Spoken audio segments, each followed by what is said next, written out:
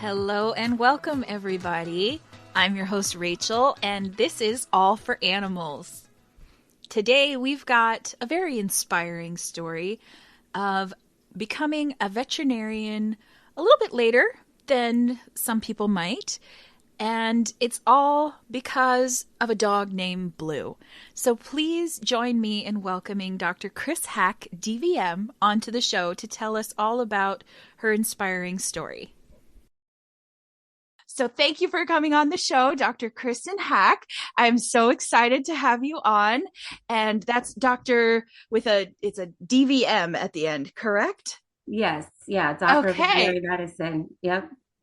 Awesome. Well, I'm so excited to have you on the show. And can you tell the listeners a little bit about yourself? Yeah, sure. I live in Tulsa, Oklahoma, and I practice in a walk-in small animal general practice, and I work part-time in an ER. I'm not from here. I'm a transplant from Niagara Falls. But I decided to leave my career several years ago and become a veterinarian. I have backgrounds in music, banking, and insurance. So this is kind of Wow. a different, that's quite a segue from those things. But I I was around 30 years old, decided to go ahead and go to vet school. And here I am now, 10 years later, and I've been practicing for almost 5 years. I'm not sure what else you want me to tell about myself. So I Oh, guess that's just ask some questions. that's quite the introduction already. It's so very inspiring. So, would you like to kind of tell a little bit? I know there's quite the story behind what made you change careers in your 30s. Do you want to tell us about that a little bit? Sure. I guess I was 28, 29. Really, I was going through my divorce, and that was a really devastating thing for me. But while I was the one that moved out, and so everything about my life changed. Like my commute to work, where I grocery shopped, where I stopped for gas, and everything changed. And then where I lived, of course. And so I was like, well, while I'm changing absolutely everything about my life and seemingly starting at square one again, I was like, well, I don't really love what I do for a living, so maybe I'll change that too. And I went on this year, 2012, of um, kind of soul searching what I wanted to do.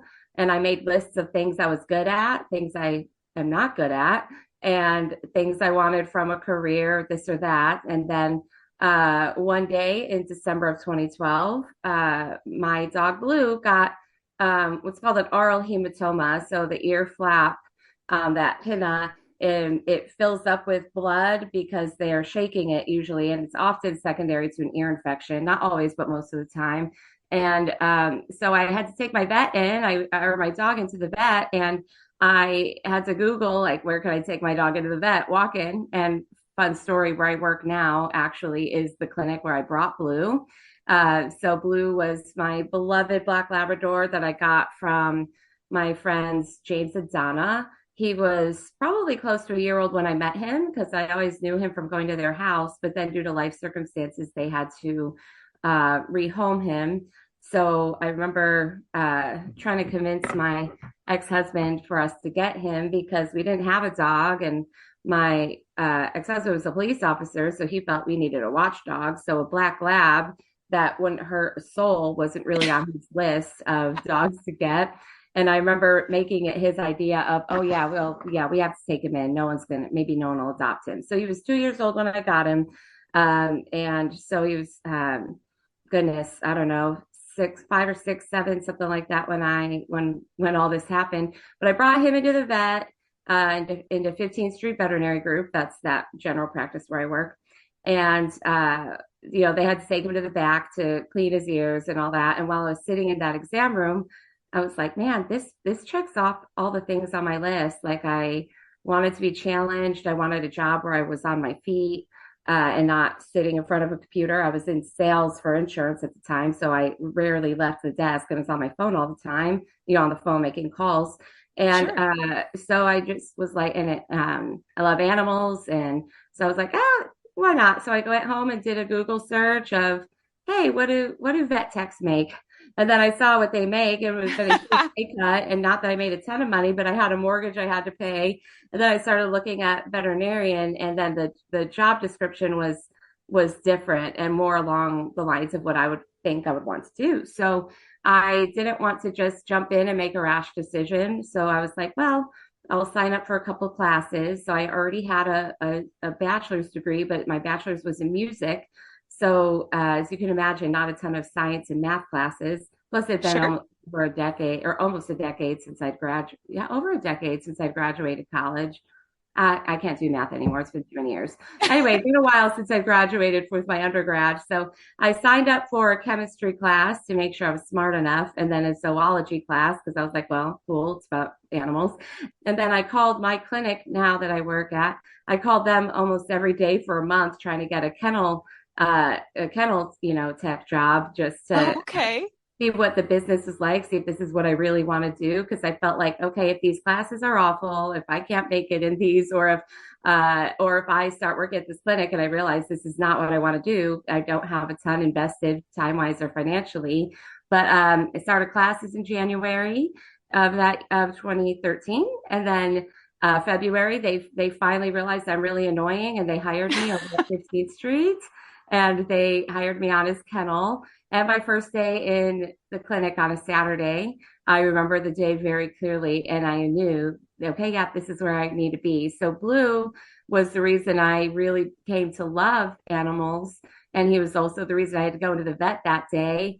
And he was my support through that year that was so challenging when my entire life was being redirected. And so, really, he changed my entire life and the direction of it. And I still get emotional talking about it because, people say, oh, they're just a dog, but he was more than just a dog. He changed my whole life.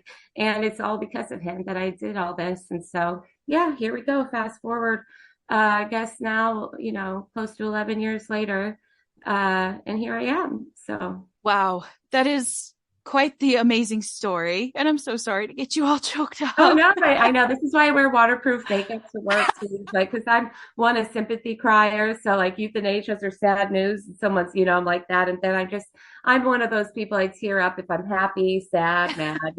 So Same. don't just par for the course. Honestly, same. I have the same issues. Thankfully, I don't have nearly as high pressure of a job as you do, but I've definitely cried through a few grooms as well. Oh Logan, yeah, go those ahead. can be traumatic too. Yes. Yeah. So I love hearing like the origin story of how everybody came to where they are now. And yours especially is just so, I feel like, unique because it's such a daunting task to go to vet school, even when you're in that like prime college age. So I didn't tell feel me, like I was in the prime college age. that's what I mean is Yeah, after your 20s and everything, that's kind of when yeah, people are like, I'm too old for that now or right. something. Can you tell us a little bit about some of the maybe more unique challenges that you faced going back to school so Sure. later on and everything? Yeah, absolutely. And I will kind of back up to one of your comments of at that age, like where we feel like we are on this timeline that society tells us you graduate from high school, you go to college, then you get married, you have kids, and these are the things you do at all these ages. Well, when I was debating this and looking at what it was going to take to become a veterinarian, which I can get into that, but I was telling one of my friends, I was like, man, I'm going to be like 35 when I graduate. And, that seems like so far away. And she was like, you're going to be 35 eventually anyway. And you're either going to be a vet or you're not going to be a vet. And so that kind of puts it in a perspective of, yes, you have to put in that time, but, uh, you're going to get older, right? We're all going to keep getting older. And what do you want to do in 5, 10 years and look back on the decisions you made? And were you pleased with those? And two, if you're 35 when you graduate, which by the way, I have friends that were 43 and 44 when they finished. One was 49. I've seen a lot of that. But really, if I work till I'm 65, which let's be honest, I'm going to have to work a lot longer than that. But that's still 30 years in the workforce. And 30 years is a long time to do something you don't enjoy or or get value from. So that was what made it kind of and I've really never been the type to shy away from a challenge. I in all my past careers, I only lasted up to 4 or 5 years because I always got bored, So I guess I wanted something that was going to be tough. Now, if I would have known how hard vet school was, I'm kind of glad I didn't know how hard it was going to be because I don't know if I would have been as gung ho as I was. But the challenges that came with that were one from a financial aspect, right? So when you're going to college, well, some people have financial help from their parents. I didn't, but I wasn't encumbered by a mortgage payment or expensive things, right? Like I could, I got scholarships and grants and student loans, and was really broke all the time. But what was different about going back later was then I did have a mortgage payment and I had other responsibilities financially. And suddenly here I am choosing a path where I can't work. Well, I did end up working, but you're not supposed to work. Yeah. But again, I just have no idea what work-life balance is, and I like to overload my kids a bit. But that was really difficult. And I could talk a lot about the different academic challenges and other things that came up, but that I think was probably mentally one of the biggest things was I had an 800 plus credit score. I made decent money. The only debt I had was the rest of my student loans and then my house payment. And then I'm like, how can I ruin all that? And I'm gonna go to vet school. So I think that was the hardest thing, and the stress of I was able to rent out my house to a friend, and so that made things more forgiving. Like if things went wrong at the house, that things need to be repaired. But really, truly, it was just so stressful of wondering, oh my God, if my car goes out, how am I going to afford repairs? Or if my something goes wrong at the house, which a few things did. Thankfully, nothing terrible. But I think that financial burden, that just the difference of being 30 something versus being 18, 20, whatever, that was one of the biggest challenges for me mentally and and emotionally, and just my own ties to my upbringing and who I did or didn't want to be, as far as echoing the decisions of my parents, Sure. financial decisions. And so that was really taxing. That was a really long explanation bitching about having a mortgage payment. No, I think it's a wonderful perspective because you're right. When you're first getting started out at like 18 to 20 years old, you're kind of expecting to not really have your feet under you. But if Right. you come at it from a perspective where you've had your feet under you for a while, and then all of a sudden it's almost like the rug got ripped out from underneath you, that is very jarring. And Yeah, it I is. like what you said about like almost like the conveyor belt of this, or checklist even of this is how your life is supposed to go. And then you were just kind of like, but why though? And threw it out the window. Yeah, it's crazy. And life isn't linear. I feel like it's spelled out for us in a linear way of this is what you do, like just this horizontal timeline of, and this is what you do at these certain checkpoints. And if I could just convey that to anyone, I take the opportunity every time I can of like, you're not confined to what everyone says it's supposed to look like.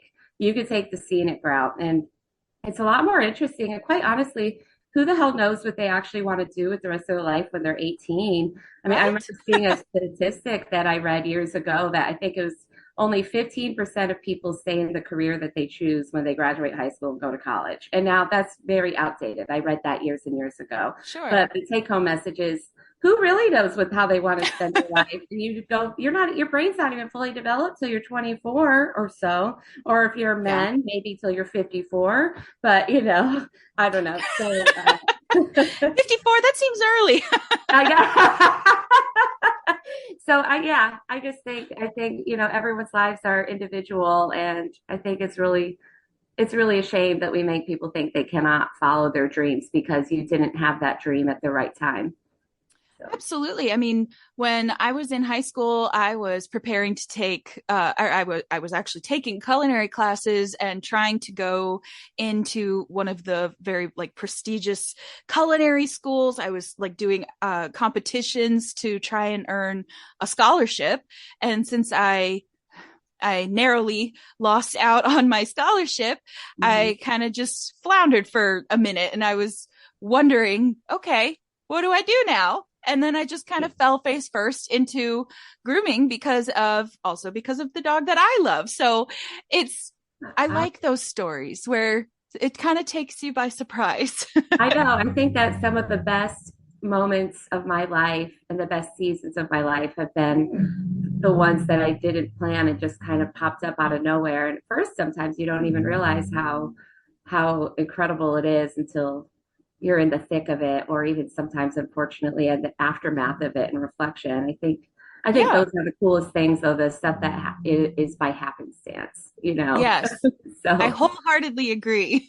yeah, especially myself. I always thought, I had this upbringing that was a bit tumultuous or what have you. And so I always thought if I plan everything, if I think of every possibility, if I then I have control and the bottom can't ever fall out from under me. And that's just not how it works. So Yeah. sometimes the unexpected ends up being the coolest thing ever. So Absolutely. I yeah. mean, seeing it after my divorce, I felt like a brand new person as well. And I feel like that's a really universal storyline where Yeah. it's just like you're shedding your old life, you become a brand new version of you, and all of these new possibilities that you hadn't ever considered before just start opening themselves up. Yeah, absolutely. Yeah, and really, I think the scary thing is the slate is blank. Like you're Hmm. at square one, but really, you could flip that around and say that's really cool. Like I Yeah. have this blank slate, and I can fill it up with whatever I want to fill it up with. All And about so perspective. it is. It really is, right? Like most things. Yes, exactly. So, did you have certain like courses that you like really struggled with, or did you love every aspect of your education? Oh no, no, no, no, no. No, I did not love every aspect of my education. Uh, so first so I had my bachelor's degree, right? So I had to do I did 2.5 years of prerequisites when I decided to pursue this, just to be able to apply for vet school. Okay.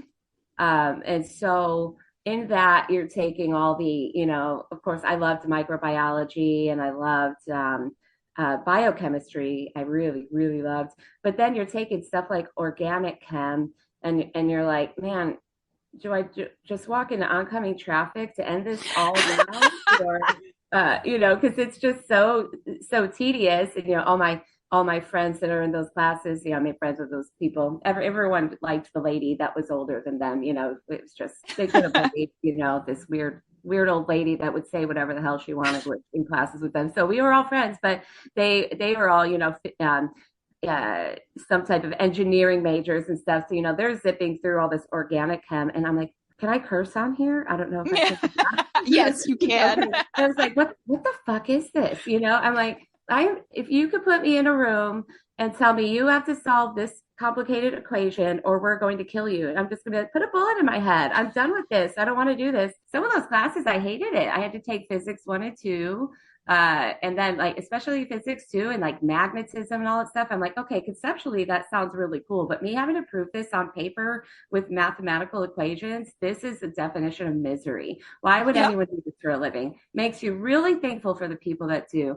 And I have never really had to study hard in my life. And so then I start vet school and they use the illustration of drinking from a fire hose. And it's true that I don't think that anything in vet school or med school or anything like that is necessarily hard, but it is just the sheer volume. I feel like I'm just rambling now. But yeah, I just Oh no. like maybe that's stuff I need to talk to my therapist about if I'm still feeling like I felt You my have heart rate increase. I'm like, oh wow, I think that school still 5 years later is still you have vet school trauma. yeah, I know. It really is kind of a traumatic experience when I I think believe it wholeheartedly. about it. I mean, I can't imagine going through that much schooling. I was going to school for like a business degree and trying to work my way kind of backwards into doing the business side of like owning a small bakery or something like that.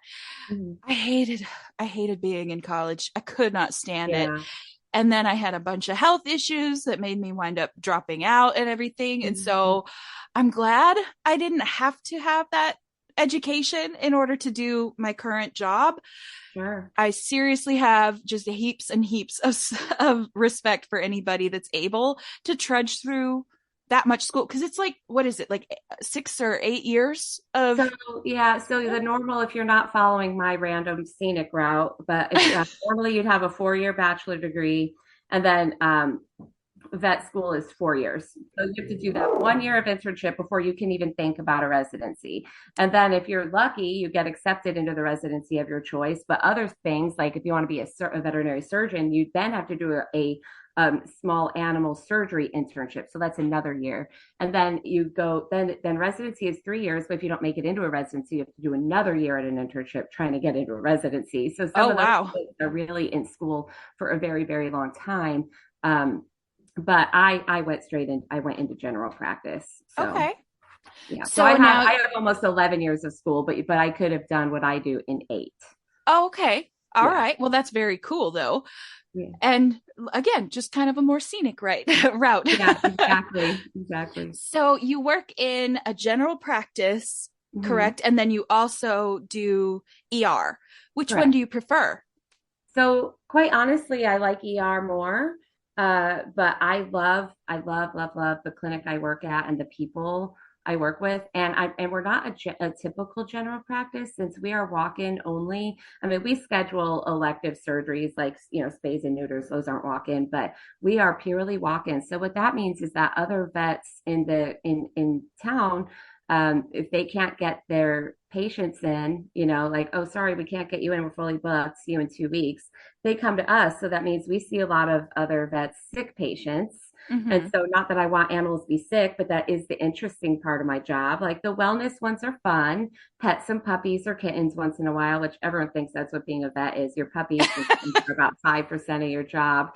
But I really like the challenge of how we get emergent things all the time. Like yesterday, I did a foreign body surgery on a bulldog. He ate a stress ball.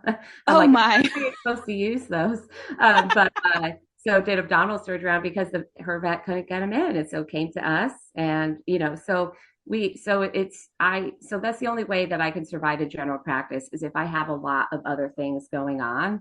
There are vets out there that really enjoy the whole wellness piece and just maintaining, and there is absolutely nothing wrong with that. Well, we all know, like, an ounce of prevention is worth a pound of cure. So wellness medicine is very important, but I like the complex cases and solving them, and I like surgery.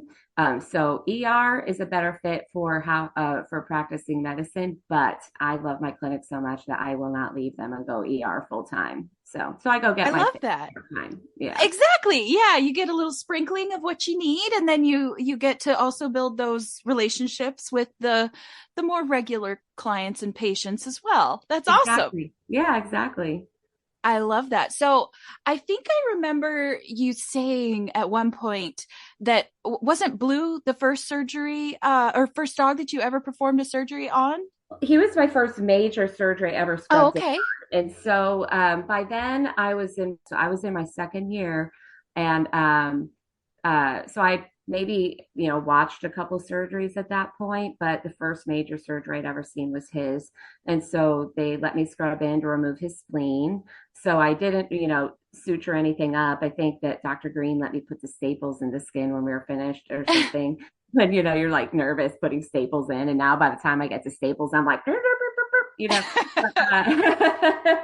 but it was just really cool, and it was really crazy to, in human world, I doubt there's any chance you would ever be working on a family member or anyone remotely, whatever, but it is not frowned upon in our world. You can even do surgery.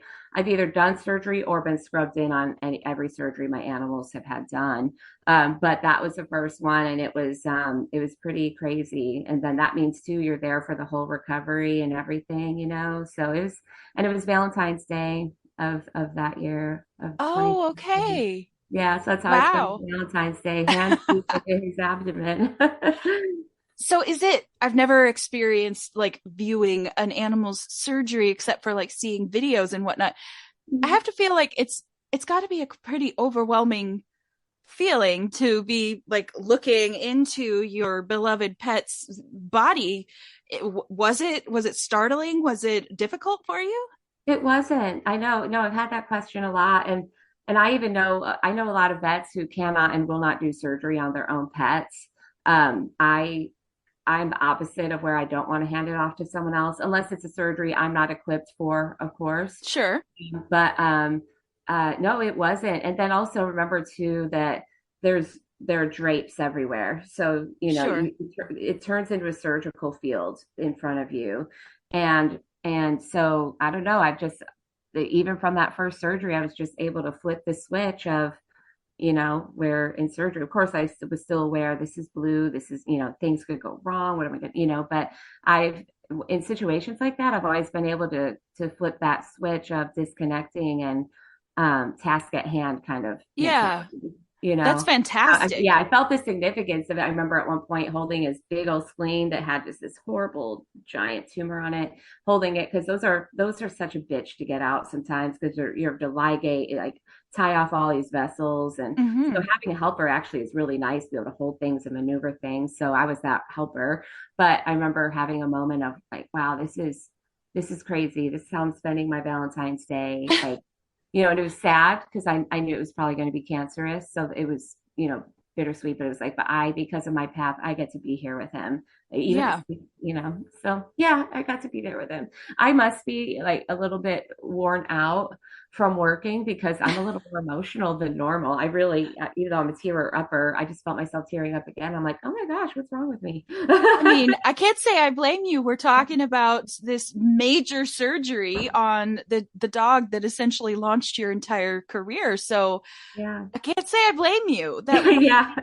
quite the overwhelming experience. And I mean, I cry all the time thinking about dogs I've lost over a decade ago. So Yeah. I'm with you there. Yeah. Yeah. You get it. And now you've kind of made it your mission to adopt the what I like to lovingly refer to as the misfits, the senior dogs, the ones that most people kind of tend to overlook. Isn't that right? Yeah. Yeah, it is. And that I don't think that happened intentionally. Blue was around 2 and I got him. And then while I was still married, I was driving along and missed my light because I was listening to some Kelly Clarkson song because I love Kelly Clarkson. And ended up encountering this dog that was running, on the opposite side of the road. And I ended up just pulling him over and got in my car. We ended up keeping him, couldn't find his owner. And he was an old golden retriever. We named Harold. He looked like he should be sitting in a rocking chair with spectacles on, reading, children's stories to a group of children or something. But so then, Blue, unfortunately, his cancer was metastatic cancer. It's a very common one in dogs, actually. I see these all the time. But he ended up getting chemo, which was an amazing gift from my friends, and that's a long story, or not a long story, but it's a really nice story. But um, he died that October, and so I was like, oh man, I'm in my third year now. I don't have time. I've got my 20 credit hours of classes, and I'm in junior surgery. Just you're just insanely booked up. So I was like, I'm not going to get another dog. So I had gotten my cat a cat. I already had a cat, and I got him a cat, and I named her Hope because I needed some hope in my life. But then after Blue died, 29 days later, I got another dog. My ex-husband, we were divorced by then, but was fostering this old lab, and he kept trying to say like, maybe you should get her, da da da. I was like, no. Then he's like, well, will you at least watch her while I'm out of town for a couple of days? And I was like, yeah, sure.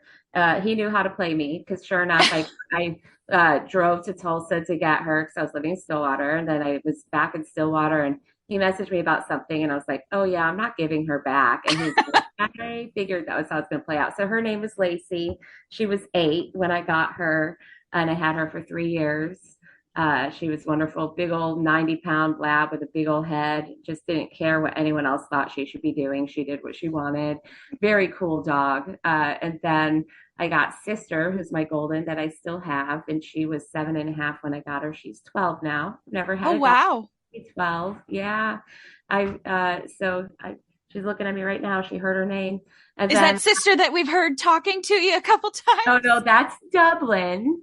And Oh, so okay. Dublin is named Dublin because she was a dog that was abandoned at my clinic back in September. And she was abandoned. It was, of course, my last shift before I was leaving for Europe the next day, and it was Oh, in the last wow. hour. So I've worked with a lot of rescues to get animals rehomed. Um, and I knew that the rescues were tapped, and I wasn't sure what I was going to do about her. But I asked my boss, since I've gotten some animals in the clinic sent elsewhere and help them out. I was like, hey, if you could just let her stay here for 2 weeks while I'm gone, I will figure this out when I get back. And so that my boss is very generous. And so she stayed there. And so I guess, the next day I'm on a plane and my nurses were like, well, we're going to name this abandoned stray. She's like, I don't know, maybe 13 or 14. And she looks Labradorish, but has a shorter face and ears. I think she's part Shar Pei. She's bow-legged, and at the time she has had horrible ear infections, missing hair all over Oh, her body, just looking like a hot mess. And they were like, well, where's Dr. Haak flying to today? And they were like, oh, she's flying to Dublin. And they're like, let's name her Dublin. So that's how she got her name. So she is talkative, and that was her that you heard a bit ago. And her hair has grown back, her ear infections are treated. She's on meds for arthritis. She loves food. She is doing well. So I've she's got her. living the high life. Yeah, yeah. So I've had some of these kiddos for a long time, and then I've had a few older ones that I've only had for a few months, more like hospice. And so it's just happened by accident. But a lot of people don't want an older dog, and they certainly don't want when you get an older dog, you're not going to have them for an extremely long period of time, but you're going to get attached. And so there's the pain aspect, and people that don't want to. Um, have to train an older, they would rather have a younger dog they can train Yeah. properly. But I have found it to be really rewarding, and I've never had a puppy. I don't know that I ever will. That looks really hard, Yeah. a lot of work. So I'll take the senior ones any day, but I think I need to get a somewhat younger one next time because I have had a lot of death over the last few years, and I think I need to have someone that'll stick around for a bit. It's a Even though I'm lot. not immune to that you know I painful feel like process when you lose a pet. I feel like it would almost be compounded for you guys because it's never just your personal pets, which is so devastating all on its own. But Mhm. then you have to go into the office the next day and help end the suffering of another person's beloved pet. And so it just kind of, I feel like snowballs. It It is makes it true. It gets a worse. little harder, yeah. And euthanasia is not the worst part of my job. And I say that sentence because all the time people are like, oh, that must be the worst part of your job. And it's actually not. But it is worse when you have your own pet at home that's either sick or has passed away, and then you have to set aside your own pain Yeah. to walk someone else through theirs. And so sometimes sometimes this job can be challenging like that emotionally and mentally. Compassion fatigue is spoken about often. And Yeah. we're also I think we are the only profession that we euthanize our patients, Yeah. which I actually think that there is a gift in that. We don't have to see them suffer. I cannot imagine what it's like to be in human medicine in a lot of the terminal type cases, or like hospice or oncology, all of that your patient is going to die and you cannot end their suffering. We at least Yeah. get to end suffering. So while it is painful, it's also euthanasia is a gift in that sense of that we can give them a peaceful ending, Yeah. so yeah. Absolutely. I'm curious then, what is your least or the worst part of your day-to-day job then, if you are comfortable with talking about Yep, that? I am. Worst part or most challenging thing is when you have a patient you can fix, but money is not Oh, there. And yeah. so you have to euthanize that patient. And now that doesn't mean that every animal that cannot get the gold standard of care gets euthanized. But when there are conditions that, yes, they are life threatening, but we could fix this, but the owners don't have the funds to do it, that is devastating. And I don't mean that in a shaming way of We Oh, can't, I told sure. owners myself, like, you can't make money up here. Like I get, because they feel guilty about having to do this, but I think that that is so frustrating as someone that wants to heal and someone that wants to fix. And then for something so trivial, and I put that in quotations, like, because Sure. obviously it's not trivial, but for something just like money, that Yeah. we can't do it, that is really hard. And then the other thing is when there are pets that are horribly suffering in awful, awful dire straits, and the owner won't. That is Yeah. and that they're suffering, and you cannot get it across to them how poorly this animal is doing. Because something that I tell owners all the time, our clients, is suffering is part of the human experience. We can't avoid it. We are Hmm. going to suffer in a variety of ways and of varying degrees. But suffering is part of it. But suffering doesn't have to be part of the animal experience, Yeah. and so I think that euthanasia in itself is not painful. Of course, like I told you, I wear waterproof mascara because I tear up. I'm a sympathy crier. I feel pain for the owners, but this is a dog that's just lived a long, long, long life, and then now we can escort them peacefully. That is kind. But whenever you're bearing um, that burden of this animal is suffering, and I have no control over trying to ease this suffering, that is deeply upsetting. Owners that won't, owners that can't. And again, I'm not shaming it. People Oh, have to come sure. to a different, everyone is at a different level of how they can reconcile themselves with death of their family members, including their pets. And so it's not a shameful thing. But when I know that that animal is suffering, I think that that is one of the darkest things. Or when I know that I can fix it, but something like money is keeping me from being able to do it. Those are Sure. upsetting. And I don't know if those are the worst part of my job. And the answer might change on the day based on what kind of day I Sure. had or what I encountered. But that's certainly it. Those are certainly some of the more heartbreaking things that you see. So, Yeah, I can totally understand that. And the dogs that people are so hesitant to let go of, I see that all the time, even just as a groomer. oh I'm a yeah, mobile yeah, groomer, so the vast majority of my clients are the elderly and or special needs dogs that can't handle being in a normal salon environment. yeah. So I mean I can think of like three or four of them right off the top of my head where I was constantly like, I don't even know if I should be trying anything with this dog. I feel Mhm. like this is mean at this point. This is cruel. It's unnecessary. And it's a really difficult it's a really difficult topic to broach with people because it is so unbelievably personal and Mhm. so painful for Mhm. people. Yeah. Don't envy you having to try and have that conversation.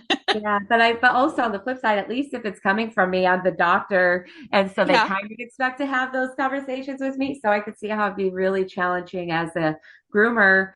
And you said just a groomer, by the way. I don't want you to minimize that because I've had some very upsetting neglect cases that the coat is so neglected that it ends up causing medical problems. So really Yeah. don't undermine yourself in that. But I could see how that would be even more challenging of like, oh, I'm not your dog's vet, but by the way, this patient is suffering.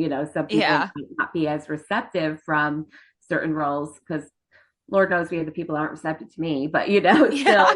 so I could see how that would be really challenging and heartbreaking too. I have a few cases sticking out in my mind of it's I guess it's a symptom of a lot of neglect when they come in Yeah. that their hair coat is so neglected that they have sores and scarring on their skin and things like Yeah. that.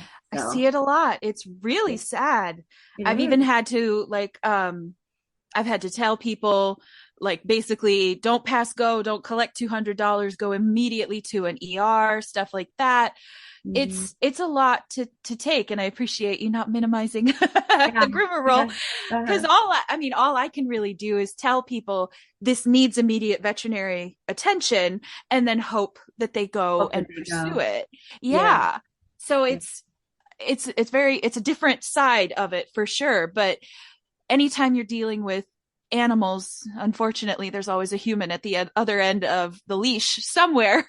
Exactly. It makes it really difficult for sure. Yeah, you bring up a good point. I'll have people be like, "Oh, I'm going into animal medicine because I don't like people," and I'm like, Yes. "Newsflash, very, very people-y business because Yep. every animal has a human that is going to be telling you all about what's been happening, and they're going to be the ones with the wallet to pay the bill, and they're going to be the ones you're talking to get permission from for diagnostics or treatments. It is very much a people business, and you're right. Every animal comes with a human at some. Yes. Well, and Yeah, like it's not even just when they're there in front of you as a vet, as a groomer, as any animal professional. It's also you have to just kind of sit back and hope that they'll do the maintenance at home, whether it's administering medication that needs to be done, switching to a better diet, doing something as simple as running a brush through your dog's hair every now and then, stuff like right. that. Owner It's a lot. compliance. Yeah. Yeah. Owner compliance. You're only limited by how compliant your owner is. Like that, you are truly limited by that. Yeah. So, It's a yeah. lot, and it's a lot of pressure for the animal professional to take on, especially one which I'm kind of getting that you might like to be in control, just like I do. So, for somebody that likes to be able to kind of control the situation, it's especially infuriating when you can't be the one to make sure all of those little things are kind of lined up the way they need to be. Right. Yeah, I know that's a constant challenge of, and I don't consider myself a true control freak, but maybe I am in the sense that, but I have a big mistrust of, is this person going to get this done? And honestly, Absolutely. I try to be very practical in things like knowing that most people are not going to, after their vet visit, suddenly start brushing their dog's teeth every day, cleaning their ears twice a week, putting this mousse on the fur and doing all this stuff and the change. They're not going to go do all that, right? So as far as animal compliance or owner compliance goes, I remember what my dentist, because my dentist and I kind of chat back and forth about our jobs. And I remember her telling me, she's like, yeah, if I have an owner or an owner, if I have a patient come in that, they're not even brushing their teeth every day. How am I going to start telling them, oh, now you need to floss every day and do this or that? She's like, where are they at here? And what can we do to get them to start doing this one thing consistently? Then when they're Absolutely. then when they're brushing their teeth twice a day consistently, then we'll start talking about all the other things we can do. So I am practical in that, and knowing I too am not going to do a bunch of extensive things that are stupid. Like I'll do anything if it means it's significant. I don't like jumping through hoops, yada yada, right? So if I'm like this vet, pretending I'm a lay person or whatever, this vet told me, oh, I got to put this mousse on the fur and I got to do this. I got to do all these topicals. I got to do this. I don't know. I don't know that I would do all that, right? So like it's Sure. picking and choosing. I try to be very practical so that I set the patient's owner up for success to care for them properly while not asking so much of them. And also I'm like, sure, you could give these eye drops 6 times a day if you didn't have a job or a life or anything else to do, So there's always a give and take. So I always know, but yeah, the control freak part of it is just my distrust of, will they do this? Please do this. But I've had Yeah. to like, a rule that I gave myself is you can't have more skin in the game than the client. Now, do I stick with that in my brain all the time? No, it becomes a fine. But to protect my own mental and emotional well-being, I had to say, okay, if this is as far as they're willing to go with, and I don't just mean extensive diagnostics, treatments, all Sure. that, just in how much they're going to care for this pet. I have to try to limit that too, because if I am pouring 100% and they're pouring in 20%, that means I'm carrying the bulk of the load mentally, emotionally, if any of this is making sense. Oh, absolutely. Yeah. And I was like, if I want to do this for a long time and not burn out, from that compassion fatigue, I've got to find a way to draw lines in the sand. Now, there are certain patients that you automatically are going to think about more, but I try to leave work at work. Now, we are human. We don't just have on and off switches for things, but I do really try hard to resist that control freak tendency and that worrying tendency and that aching, bleeding heart tendency, and Sure. try to keep it fenced in a little bit, and make it take some alone time, not always in Absolutely. the needs or concerns of someone else, as in someone else's pet. So, It's like what they say when you go on an airplane, you got to put your own mask on before you help somebody else. yeah, exactly. Exactly. Yes. Yeah. Well, I love that idea, especially because of the emotional just I guess, landscape of veterinary medicine in particular, since it's such a high risk field just for the humans involved with their mental health as well. Anything that you can do to protect yourself from becoming so burnt out that you can't function is 100,000% necessary for sure. And we've Absolutely. talked about compassion fatigue on the show as well. It's a big deal, and it's also why there's such a huge movement from the not one more vet organization and everything like that as well. Yes, exactly. Hmm.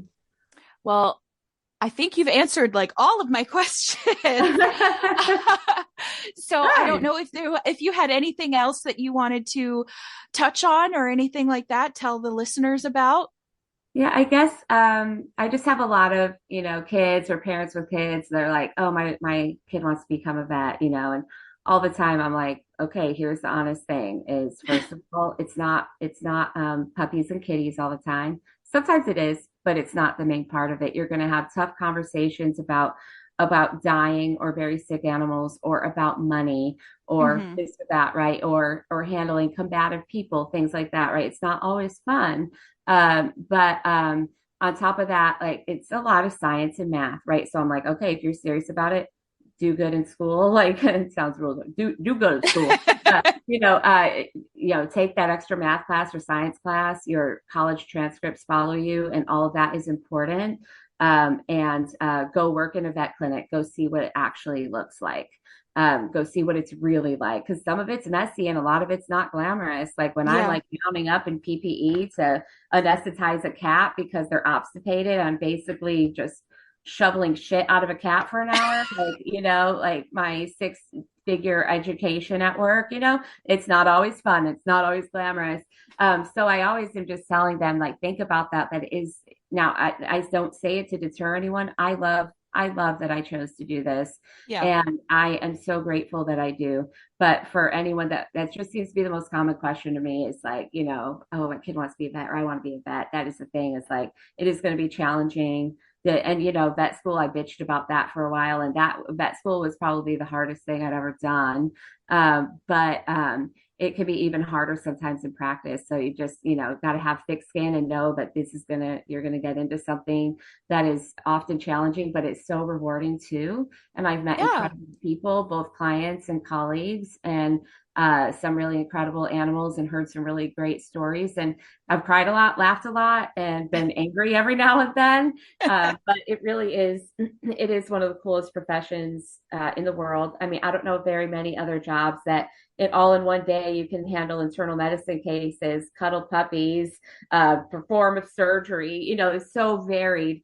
And there are so Yeah. many things you can do. It's the coolest job that I've ever had and ever will have. I found what I want to do. And so just if anyone ever wants to do it, that's something to think about. And then I also say, just always take an opportunity to be like, if you have a veterinarian in your life, respect their personal time, and then also be kind. And so those are really my big things. Anytime I'm given a platform, Yes. I someone love it. listening will benefit from one of those things. I So absolutely love it. And I love to the part about respecting your veterinarian's personal time. Too many people I feel get caught up in the, well, if you care, then you'll bend over backwards any time of day. And it's just not sustainable when right, you've yeah. got a roster of a couple hundred patients and Mhm. every single one of them is hoping that you will have that extra rapport with them outside of business hours. You wind up being a shell of who you are. Well, and it doesn't even usually end up being clients. It ends up being your friends and family Oh, that are gotcha. just constantly tapping you, And I have my rule for myself is like if you don't have my cell phone number, you probably shouldn't be asking me questions. Now, that's not a hard and fast rule, But like, if you're just a distant person from 20 years ago, we never talked, but then you're wanting to message me on how you treat your dog for parvo because you don't want to take it to the vet. Yeah. Those are the ones I have an issue with. Or I'll have friends that message me be like, hey, it's happening with my dog. Should I take it to the ER? Can I wait till tomorrow? Sure, I will do that. But it's the little outliers of people that I'm like, okay, yeah, we haven't spoken in years and years, and you're just trying to avoid having your animals seen, and they desperately need Yeah. care.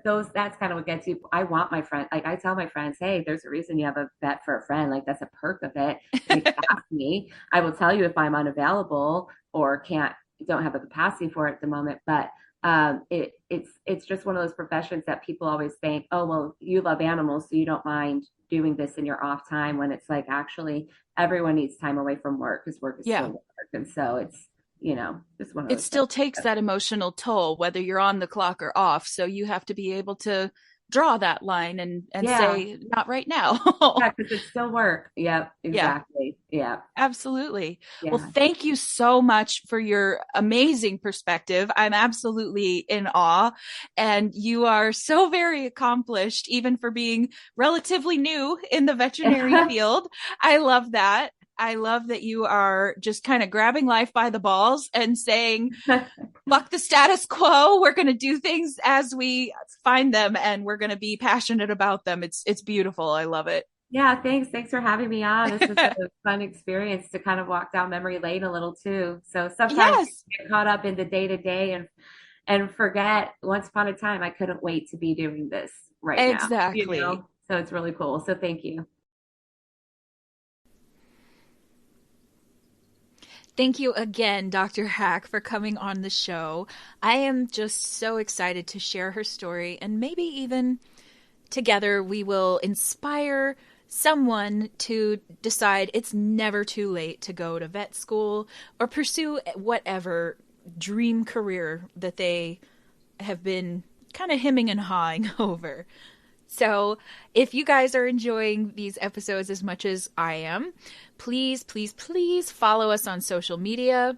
We are All for Animals Pod on Facebook, TikTok, and there's another one. Oh, and YouTube. And we are All for Animals Podcast on Instagram.